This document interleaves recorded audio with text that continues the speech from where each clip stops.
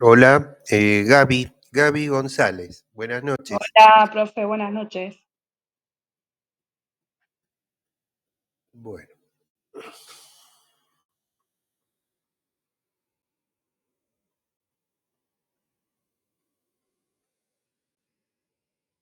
buenas noches, Soledad, bienvenida. Buenas noches. Hola, David, buenas noches. Hola, Alejandra, bienvenidos. Bueno, vamos un poquito siendo un poquito más. ¿Qué tal? Muy buenas noches, Jesús. Bien, vamos a esperar unos minutitos.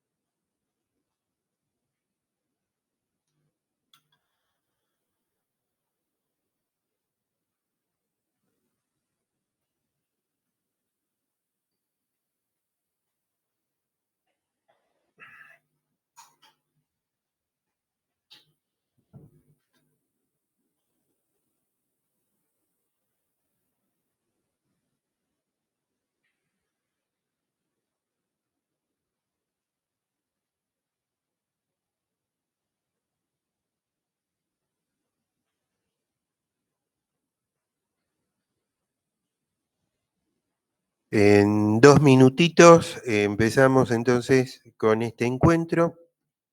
Vamos a ver si tenemos más gente que se conecte. A veces hay problemas como para unirse. Yo hace unos 40 minutos acabo de terminar una clase, pero en la que asistí en calidad de alumno, eh, dentro de lo que es la formación del doctorado en filosofía, y bueno, este, había problemas un poco con los temas de conexión, corte, en fin, son los avatares que tiene este tipo de eh, forma de comunicarnos, para decir algo. Algunos están Bueno, saliendo de trabajar, profe. claro, claro, también, sí, sí, sí, sí, sí, sí, es totalmente comprensible, totalmente comprensible. Bueno,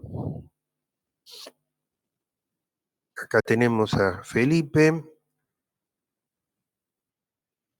bien, Ana Tolosa, muy bien, bienvenidos. Así que bueno, vamos a ir.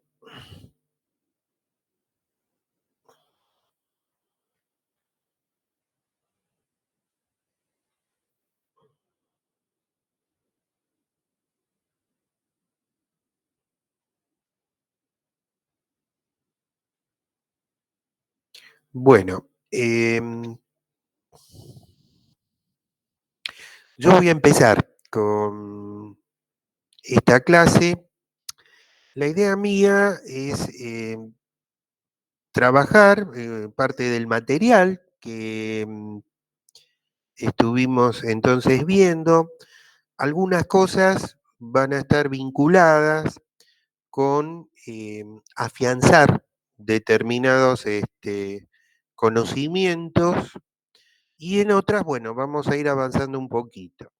Bueno, no se preocupen, como siempre les digo, si en medio de la presentación yo retiro el material, cosa como para mejorar por ahí un determinado concepto o para permitir el ingreso de alguien más en la reunión. Como por ejemplo, ahora se incorpora Fernández Mariana. Buenas noches, Mariana, bienvenida. Bien, entonces vamos a ir empezando con esto. Espero que puedan estar viendo bien el material. A mí por lo menos acá me están diciendo que lo estoy presentando. Bueno, a Sí, ver. profe, se ve. Muy bien. Espera, que tengo que dar Sebastián. Hola, Sebastián, bienvenido. Buena, profe. Ahora, si no lo ven, lo vuelvo a poner. A ver, bueno, vamos a empezar. Es un material que, por otro lado, ustedes lo tienen también. Así que cualquier cosa, si surge algo que no lo permitan, digamos, no permita verse, bueno, lo tienen también como para seguirlo ahí. Bueno, fíjense, repasamos algunos de los puntos. La principal función del pulmón consiste en el intercambio. O sea, vamos a hacer un poquito de repaso para afianzar bien los puntos. De oxígeno y dióxido de carbono entre la sangre y el gas alveolar para mantener valores normales de P, presión parcial de oxígeno y dióxido de carbono. O sea, valores normales, 95 milímetros, 40 milímetros de mercurio. Bueno, entonces ahí tenemos funciones metabólicas del pulmón. Yo lo paso un poquito más rápido, pero creo que les va a servir de repaso. Síntesis de sustancias, fosfolípidos, proteínas, mucopolisacáridos, inmunoglobulinas, activación e inactivación de sustancias y secreción de sustancias. Bueno, acá el recuerdo de lo que era el factor S surfactante, que es el que impide que el alvéolo, cuando va a llegar el aire, colapse. O sea, ¿qué quiere decir esto? Que se rompa. Y ese surfactante es un líquido formado por agua y estos dipalmitoil, lecitina, son sustancias fosfolípidos, que algo de eso vimos el año pasado. La función de este líquido surfactante es reducir la tensión superficial. Eso es muy importante. Ya vimos el papel cuando falta a nivel, digamos, en el desarrollo fetal. Esto es un tema muy importante que lo habíamos visto en el cuatrimestre pasado. De vuelta dentro del pulmón, la angiotensina 1 por la ECA, o sea, la enzima convertidora, se transforma en angiotensina 2. Y lo que habíamos visto, los inhibidores de la ECA, por ejemplo, del tipo Lotrial, el captopril, se utilizan en el tratamiento de la hipertensión leve y moderada.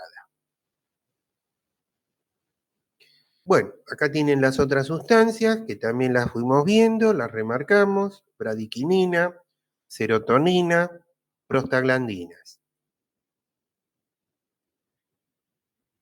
Estas se inactivan, histamina, noradrenalina, y no se modifican la adrenalina y antidiurética. Un párrafo aparte merece hablar alguna palabrita de la noradrenalina, que si bien la vimos el año pasado, quiero reforzar algunos aspectos que tienen que ver con el uso del el conocimiento y el uso de los fármacos. Aunque parezca parecida, noradrenalina no es exactamente igual que decir adrenalina. Esperen un minutito. Ahí va. Hola Ximena, bienvenida.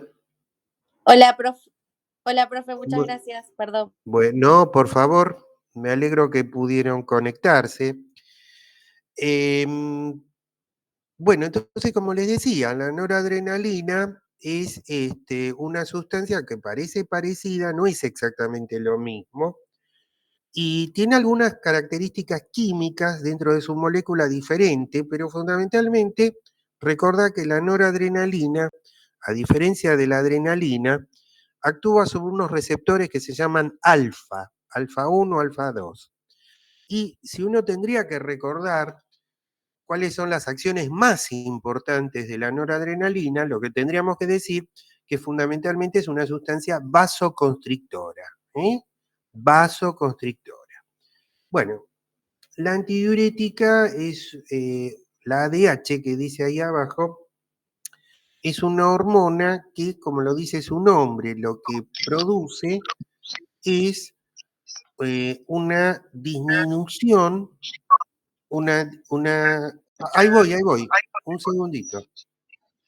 Produce una disminución,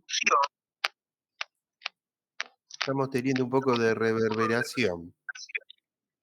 A ver, así.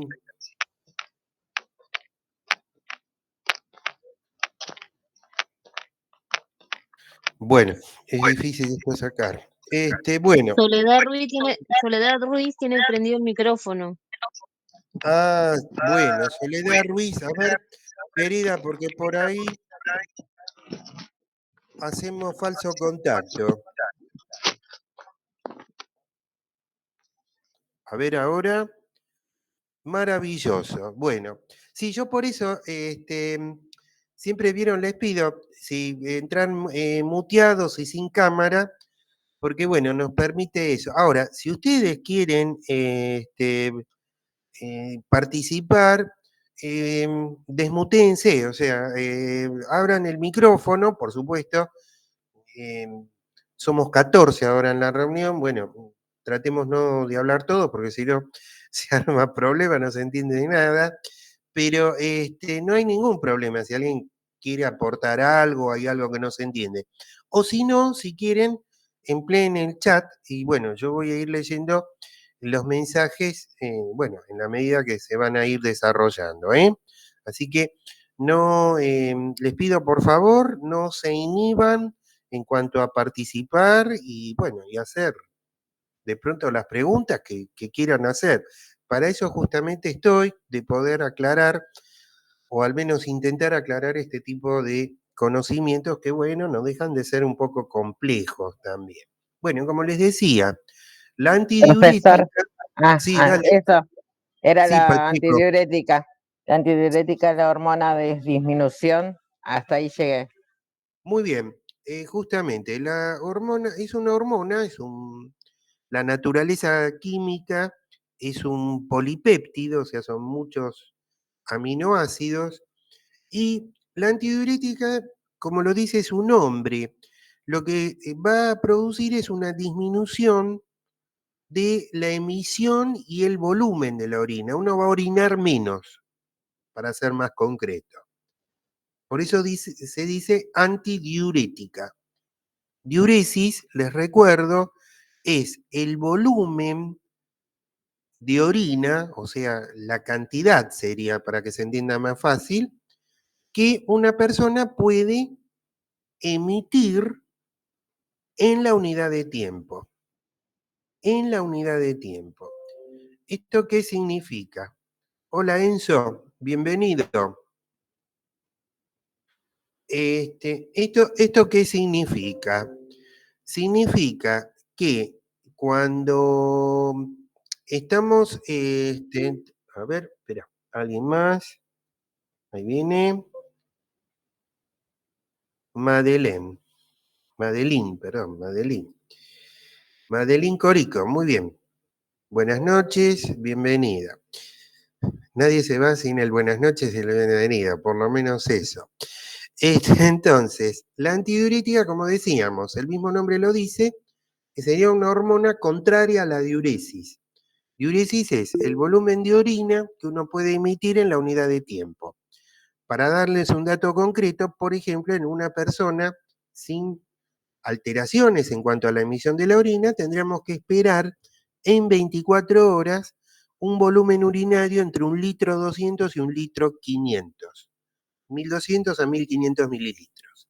Bueno, pero obviamente la antidiurética va a tener que trabajar de acuerdo a la situación que uno esté en el momento del día. De pronto, si uno a lo mejor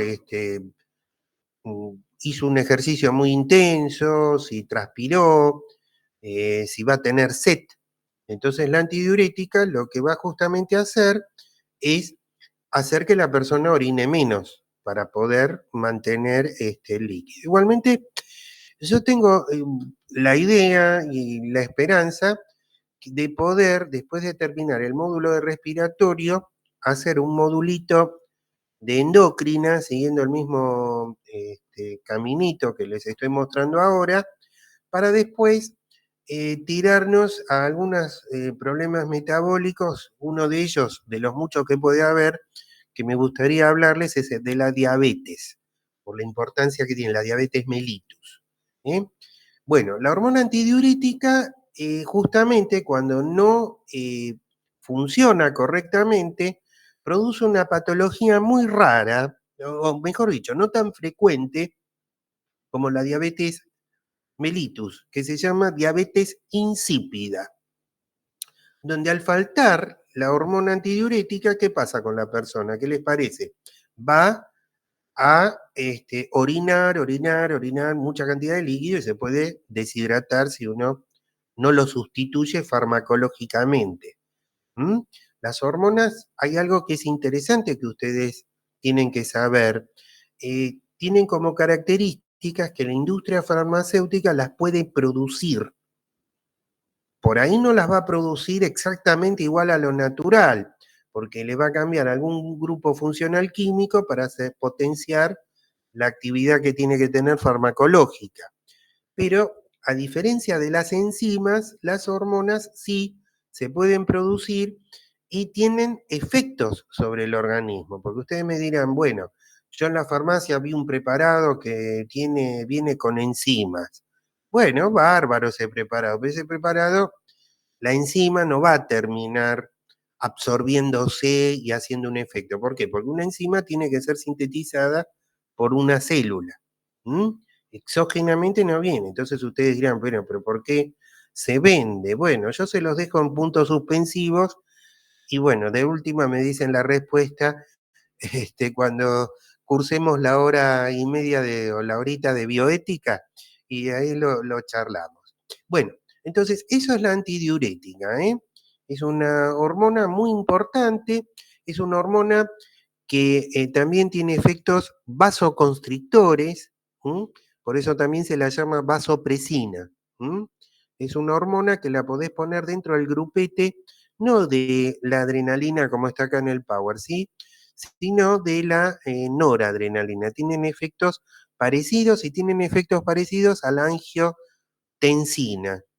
Quiere decir que si vos buscás medicamentos o sustancias naturales, porque todas estas se pueden llegar en cierta forma a sintetizar, este grupo antidiurética, noradrenalina y angiotensina comparten en común un rasgo, que son vasoconstrictoras.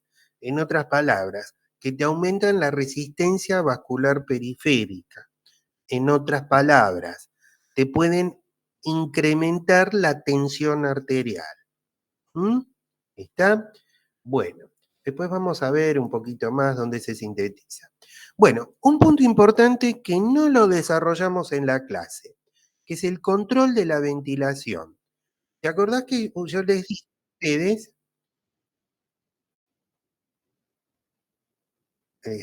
¿Qué tal? ¿Cómo estás, Damián?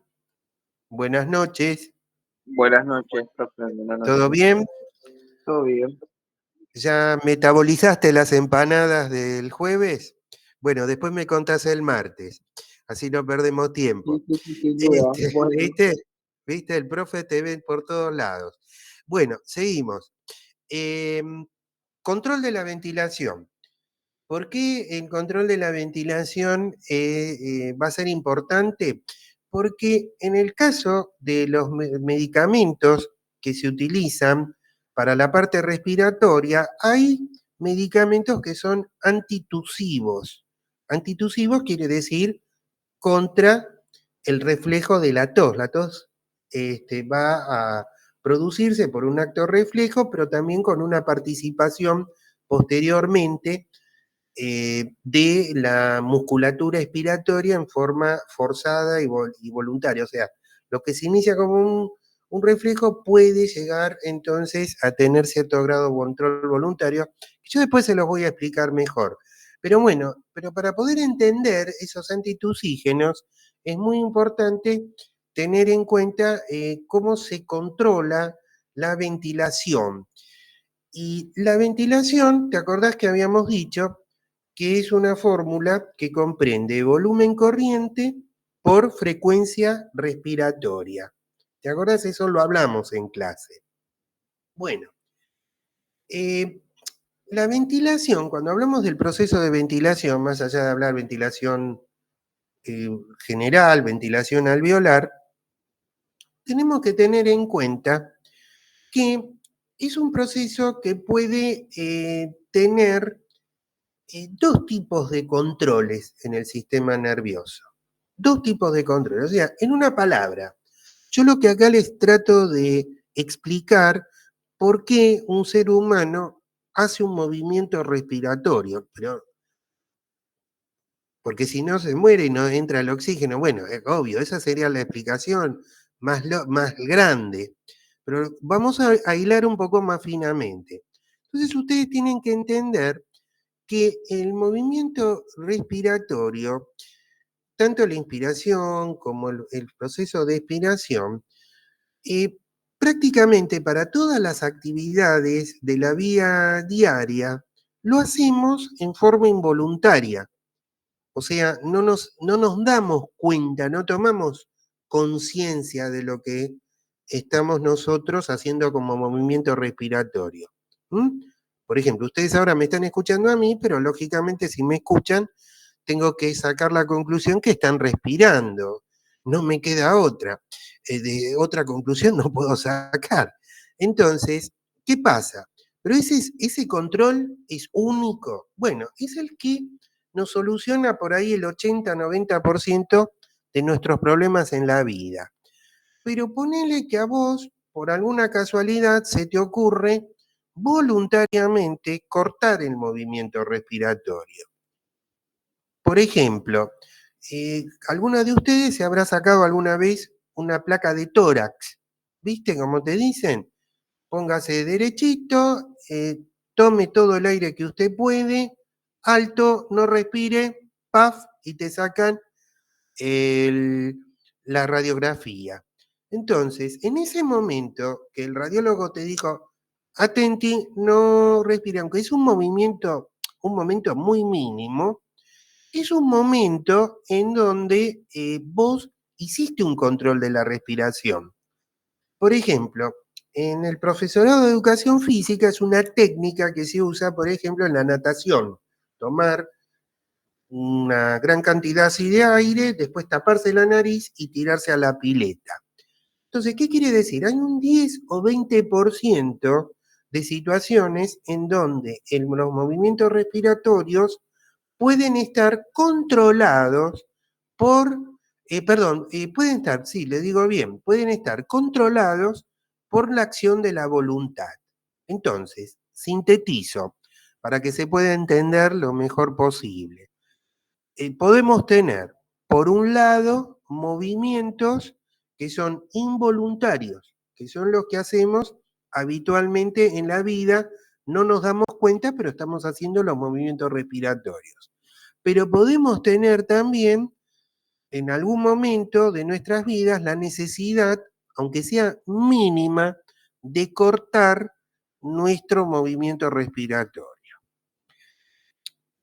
Si un minutito salimos de esto y nos trasladamos a conocimientos del medicamento, cuando hablamos de un antitusivo, es un medicamento que, en este caso, porque hay diferentes tipos de antitusivos, pero es un medicamento que tiene que cortar la tos, y la tos es nada más ni nada menos un movimiento expiratorio brusco. Entonces, ¿qué quiere decir? Yo no estoy hablando, porque eso también lo vamos a ver un poquito más adelante, que a veces la tos puede estar acompañada, ¿vieron? Con un catarro, si van del médico o tuvieron una bronquitis. Muchas veces les preguntan, bueno, usted aparte de tos, ¿elimina algo, expectora algo? ¿De qué color es lo que expectora? Para saber si dar o no un antibiótico, etcétera, etcétera. Yo no estoy hablando de ese tipo de tos, sino yo estoy hablando de una tos que hasta puede ser mucho más molesta, seca, sin expectoración, que se puede dar en enfermedades respiratorias, pero a veces también en enfermedades que no son respiratorias. Por ejemplo, les voy a dar un ejemplo sencillo. Hay una enfermedad que por suerte ahora tenemos, hace un tiempo, vacunas para prevenirla, que es la famosa tos convulsa, que también se llama coqueluche. Esta es una enfermedad que primariamente afecta más a los niños que a los adultos, pero que se caracteriza justamente con accesos de tos seguidos que se llaman quintas. ¿Qué quiere decir esto de quintas? Que son accesos de tos con aproximadamente, obviamente, no en todos los casos, con 5 golpecitos de tos seguido. Bueno, y es una tos que que no tiene ninguna utilidad para, en este caso, para el enfermo. ¿Por qué? Porque, por supuesto, ustedes me dirán, bueno, pero tener una tos no es algo, ¿qué utilidad puede tener? No, yo lo digo en el sentido que cuando vos tenés tos con expectoración, o sea que podés eliminar lo que se llama habitualmente flema, el catarro, etcétera, etcétera, etcétera, esa tos te ayuda para que se entienda, a limpiar la vía respiratoria. Espero ser claro. Pero cuando vos tenés una tos en donde no expectorás nada, entonces es una tos molesta. Por eso se la llama en medicina una tos poco efectiva, inútil, que termina agotando a los músculos respiratorios y bueno, se produce un problema bastante complicado. Por ahora dejamos ahí. Entonces, si yo, por ejemplo, quiero entender qué mecanismos pueden tener esos antitusivos que actúan a nivel fundamentalmente de lo que es el control de la respiración, tengo que tener una idea de este control que yo les decía antes. Por eso estoy haciendo un poco hincapié a esto. Espero que lo que estoy explicando se pueda entender. Igualmente, si no surgen preguntas ahora o es un poco más complicado, acuérdense que tenemos después los encuentros presenciales donde las cosas que no quedaron muy claras se pueden por lo menos intentar clarificar. Pero a mí me gusta decirles por qué me estoy metiendo un poco en esto del control de la ventilación para ustedes. ¿Está? Bueno, entonces, control de la ventilación. Ya dijimos fisiológicamente que podemos tener uno que no nos damos cuenta y otro que podemos cortar. De los dos, el más importante es el que no te das cuenta, porque rige todos los aspectos de nuestra vida diaria. Bueno, ¿cómo se controla esa ventilación de lo que nosotros no nos damos cuenta? Bueno, siempre en sistema nervioso hay un circuito. Es como la compu, más o menos, por ejemplo. Algo que es un sensor que capta un determinado estímulo, Esto produce entonces una entrada, como está ahí en el Power. Hay un lugar central que va, en este caso, está representado para el control involuntario. Esto es un esquema fundamentalmente para entender por qué hacemos el movimiento respiratorio sin participación de la voluntad. Ese control central está ubicado en el bulbo y protuberancia. ¿Por qué decimos control central? Porque el bulbo y la protuberancia son dos órganos que forman anatómicamente parte de lo que se llama el sistema nervioso central, el tronco cerebral. Y después vamos a tener, a partir de ahí, una respuesta que es la salida y que va a ir a los efectores. Si este mismo esquema que ustedes ven acá, yo lo quiero colocar para el control del movimiento respiratorio voluntario, ese que yo les decía, te sacás una radiografía de tórax y te dicen, alto, no respire, vuelva a respirar. Bueno, para esa situación, entonces, los sensores van a ser los mismos, los que van a detectar la necesidad que tenemos que respirar.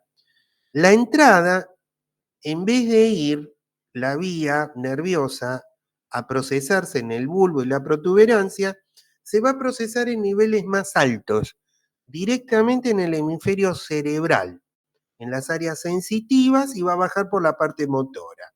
Esa es un poco la diferencia, pero los efectores van a ser los mismos porque no hay otros músculos respiratorios. Esto vale, en síntesis, lo que a nosotros nos va a controlar la ventilación y los movimientos respiratorios, sea involuntario o sea voluntario, van a estar representados para las dos instancias por sensores. Sensores quiere decir algo como si fuera un timbre. Yo me doy cuenta que hay alguien porque está tocando el timbre. Van a tener como diferencias, para el caso de la involuntaria, que esos sensores van a mandar información al bulbo y a la protuberancia. Y de ahí va a bajar la vía para que se muevan los músculos. En cambio, cuando estamos hablando de cortar voluntariamente por algún momento la respiración, la información que entra, los sensores son los mismos, los efectores musculares los mismos, pero la entrada para procesar este movimiento respiratorio se va a hacer en niveles más altos, en donde está el cerebro, en áreas, yo no quiero entrar demasiado en detalles, no es la idea de esta charla, pero son áreas sensitivas y motoras del cerebro, los lóbulos.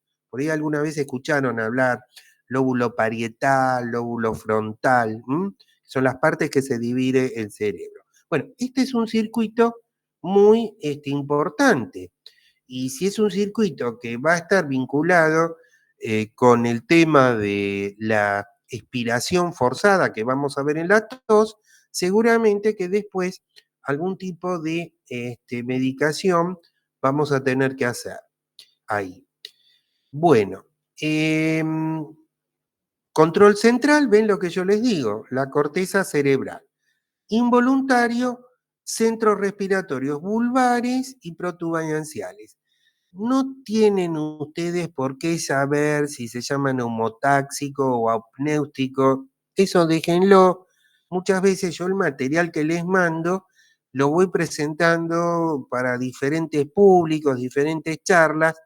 En el caso de ustedes, saber que lo involuntario es lo de la llave, yo lo tengo en la pantalla a la izquierda, lo que está en azul, voluntario, cerebro, involuntario, bulbo protuberancia, y entender lo que quiere decir palabrita voluntario e involuntario en esto. Eso sí, por favor, si después hay alguna duda o algo, lo aclaro, pero esto de saber neumotáxico, apnéutico, no. Ya entramos, bueno, por supuesto, quien quiera tenga algo, quiera saberlo un poquito mejor, yo no tengo problema de explicarlo. Bueno, los efectores, para que se produzca el movimiento respiratorio, ya de esto hablamos, que la inspiración siempre tiene que ser algo activo. Bueno, esto yo lo paso un poquito. La expiración puede ser pasiva o forzada. Cuando es forzada, usás la musculatura respiratoria. El otro día me hacían una pregunta de los broncodilatadores, de la dexametasona, y bueno, me hablaban de situaciones particulares. Una referencia que me hacían es que, bueno, no, mi familiar tal y tal tiene un problema de asma y nunca le dijeron que tiene que fortalecer la musculatura de la pared anterior del abdomen. Bueno, siempre le dieron el medicamento, el vaporizador, etcétera, etcétera. Bueno, no importa si nunca lo dijeron, pero bueno, la expiración es un momento importante para poder realizar un movimiento expiratorio en forma activa y de esa forma permitir en condiciones fisiológicas que la vía pulmonar, la vía respiratoria actúe mejor. Bueno, los sensores. ¿Cuáles son los sensores? Los sensores fundamentalmente son unos órganos que se pueden dividir en quimioreceptores y mecanorreceptores. De los quimioreceptores, ustedes tienen acá, van a ver material. De los mecanos no, pero yo voy a hablarles algo. ¿Qué es un quimioreceptor?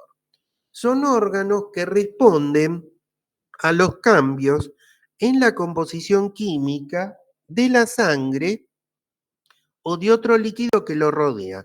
Cuando dice ese párrafo otro líquido que lo rodea, se está haciendo referencia al líquido cefalorraquídeo, LCR, líquido cefalorraquídeo, que es un líquido, por si no lo vieron nunca, que circula a lo largo de cavidades que se comunican entre sí por el sistema nervioso central, o sea, nunca en el periférico. Lo vas a ver, por ejemplo, para hacerlo sencillo, entre la médula espinal y el cerebro. Van circulando. Es un líquido muy importante, está formado por agua, por muy pocos leucocitos, muy poquitos hematíes, porque si hay muchos quiere decir que está infectado o hay una hemorragia, por ejemplo una meningitis, puede cambiar el color del líquido, pero eso por ahora no lo vamos a ver, pero es un líquido que en condiciones normales te protege al sistema nervioso central de los movimientos, los golpes, los traumatismos. Es como un colchón hidráulico que tiene el sistema nervioso para protegerse, central siempre.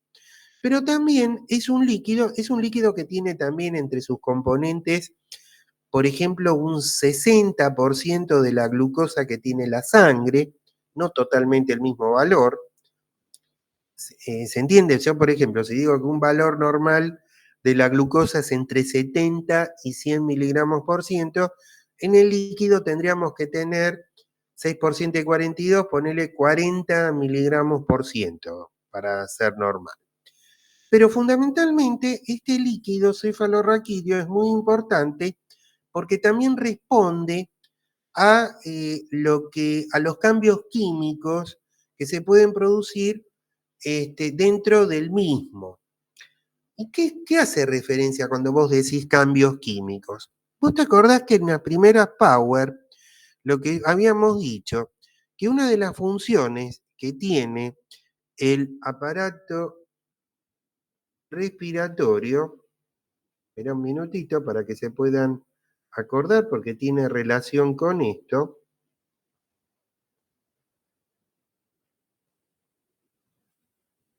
Acá.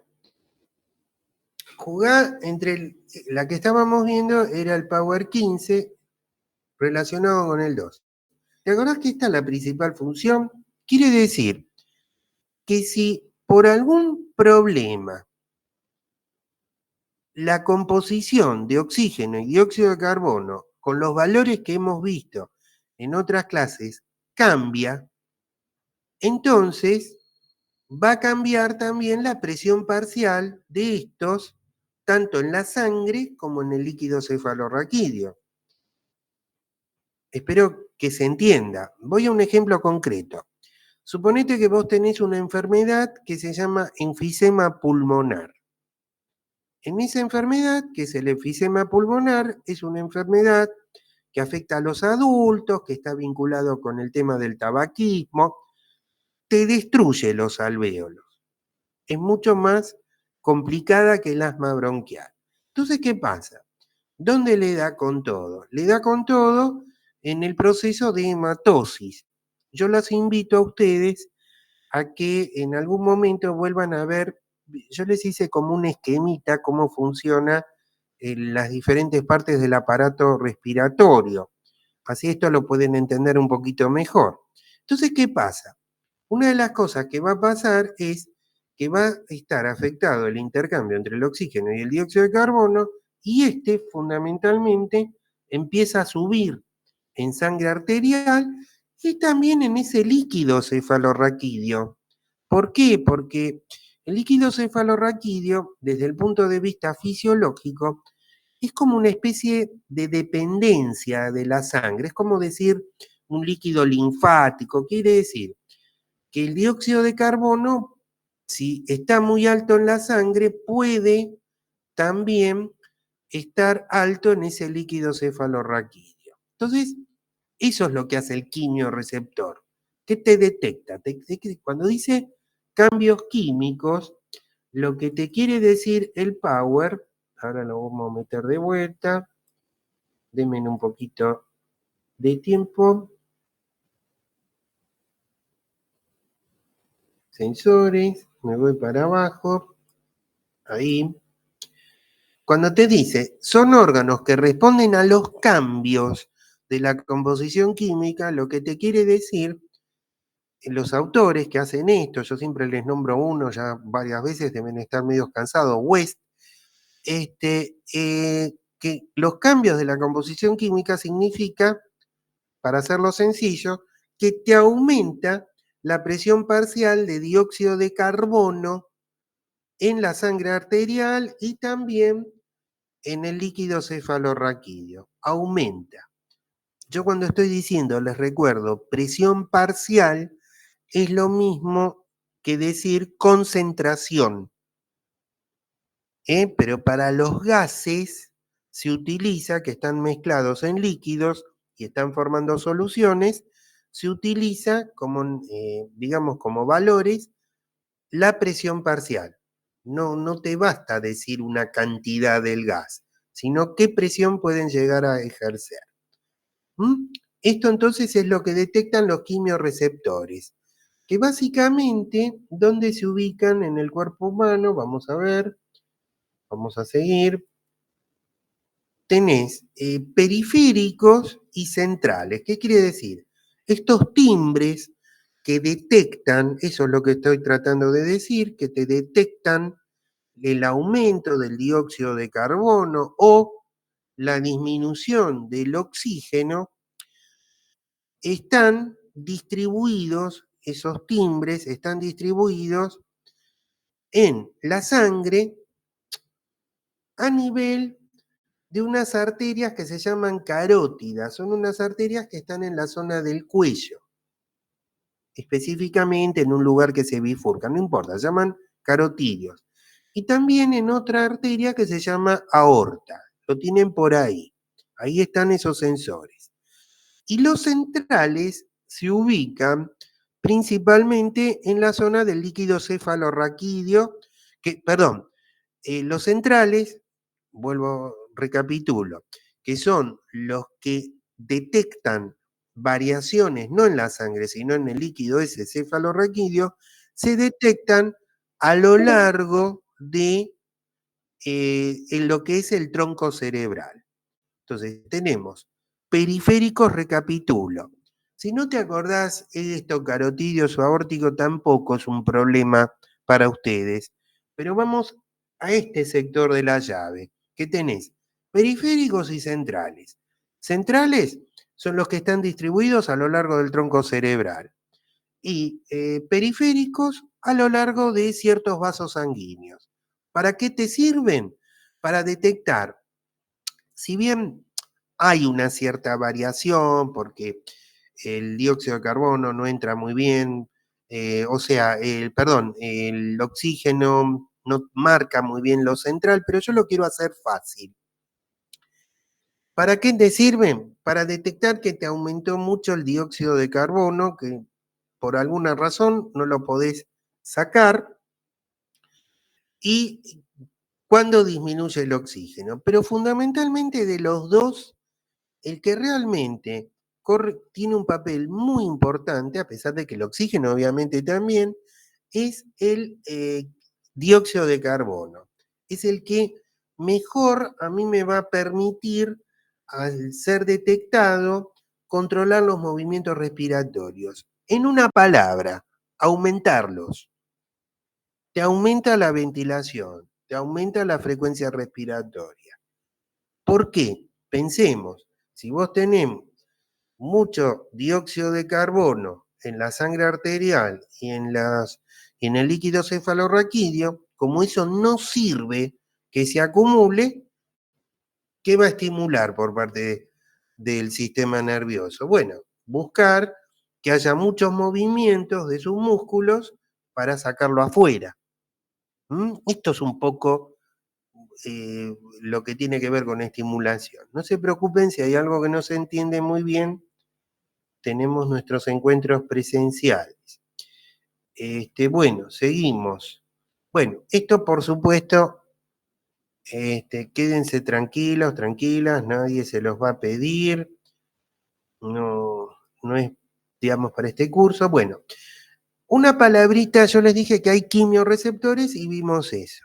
Otra palabrita son los mecanorreceptores, que son receptores que tienen que ver, que captan variaciones de movimientos, por eso se llaman mecano. ¿Dónde están? Están en las articulaciones, o sea, en las articulaciones periféricas, por ejemplo, la articulación de la rodilla, la articulación del codo, etcétera, etcétera, y en las uniones de los músculos con los tendones. Por eso se llaman mecanorreceptores. ¿Por qué? Porque, por ejemplo, si vos tenés que levantar algo muy pesado, vas a tener que hacer una inspiración más profunda. En cambio, si tenés que levantar algo más liviano, se los explico así con un sencillo, una inspiración y expiración van a ser mucho menos profundas. ¿Qué quiere decir? Estos mecanorreceptores lo que te captan son situaciones en donde las articulaciones periféricas espacialmente cambian, digamos, de amplitud de movimiento. Se flexionan, extienden, etcétera, etcétera. Y también mandan la información a nivel central. Bueno, yo acá hago un pequeño parate para escuchar, no sé, o escribir o escuchar si me quieren hacer alguna pregunta de lo que estamos hablando. O anótenla y si quieren para el día martes. Sí. Algo que quieran clarificar, que no se haya entendido muy bien. Aguardo un minutito.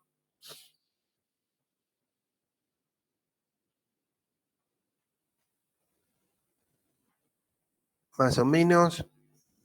Léanlo, miren de vuelta. No hace falta si ahora nos salen preguntas, pero tómense toda la libertad de preguntarlo, si no, en la clase. Bueno, entonces vamos a ir aprovechando estos últimos momentos de la clase para ver algo que tiene que ver con volúmenes y capacidades pulmonares. Bueno, acá están algunos de los volúmenes. Volumen corriente, que es el que ya vimos, lo paso un poquitito. Bueno, vos tenés varios volúmenes, claro, no se preocupen, yo hay cosas, insisto, que he puesto, digamos, o para dar clase en otro lado, o que por ahí de pronto no son tan, vamos a utilizar esa palabra, de vital importancia para ustedes, y la idea mía no es tampoco de llenarlos de contenido, sino de buscar contenidos que puedan después ser aplicados al conocimiento de los medicamentos. Esa por lo menos es la intención que uno tiene. Bueno, pero esto me interesa, esto es la capacidad vital, capacidades pulmonares. Esto se puede medir con un aparatito que se llama espirómetro. Cuando uno suma determinados volúmenes, obtiene lo que se llama una capacidad.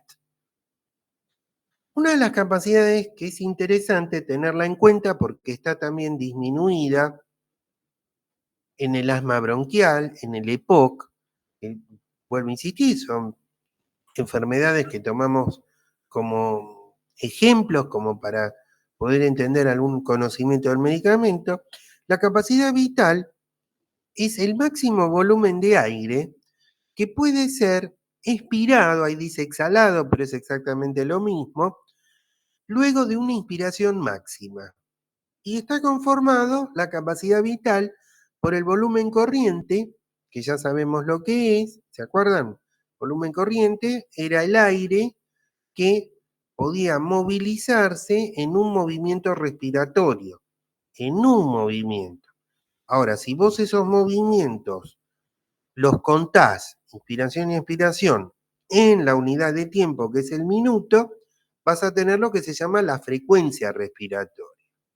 Volumen corriente más el volumen de reserva inspiratoria, que es un volumen de aire que uno puede agregar luego de haber hecho una inspiración máxima, más el volumen de reserva expiratoria, que es el volumen de aire que uno puede eliminar luego de haber hecho una expiración normal. Es el ejemplo que yo les decía de la radiografía. Tome todo el aire, no respire y ahora expire. Y haces por ahí, te largas una expiración grande. Eso es la capacidad vital. Esa capacidad vital, si uno le dice a la persona que, y voy a sacar ahora un poquitito esto, si uno le dice a la persona que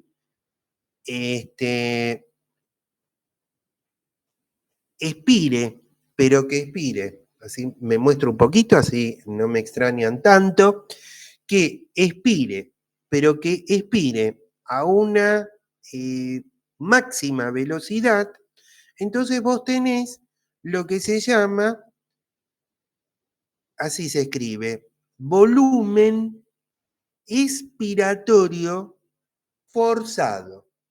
Volumen expiratorio forzado.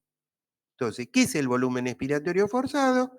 Cuando vos le decís a la persona que largue el aire, pero a la mayor velocidad posible. Volumen expiratorio forzado. Eso se llama BEF, que en condiciones normales representa el 80% de la capacidad vital. Bueno, en este punto llegamos. Yo quiero saber si hay algún tipo de pregunta que me quieran realizar. Y si no, bueno, vamos aclarando y siguiendo en la presencial. Las escucho. Si quieren escribir un mensaje, si no quieren por micrófono. Algo que quieran. Sí, Damián. Te digo que la clase se escuchó bien. Bueno, maravilloso. ¿Qué más puedo pedir? Dale. Se entendió Bueno. que fue bastante claro, que cualquier cosita usted supongo me va a pasar PDF, ¿no? También. Esto está, yo le mandé a Angie, le mandé Sí, profe, este yo lo Power. pasé al grupo. Ah, bueno, no. ya está, ella, ¿viste? Bueno, así que yo todo esto lo pasé junto con una patología pulmonar e inclusive un material de medicación que hay y con otro power más que de generalidades, cosas de bioética. Son 1, 2, 3 archivos, cualquier cosa, bueno, vemos, pero acá Sí, profe, yo se los tenemos... reenvío, ya lo mandé igual, muchos ya lo Ah, tienen. bueno, acá tenemos a la eficaz secretaria, que realmente siempre hace las cosas muy bien. Bueno, chicos y chicas, entonces nos estamos despidiendo. Aprovechen el finde si pueden, si no tienen que laburar, qué sé yo.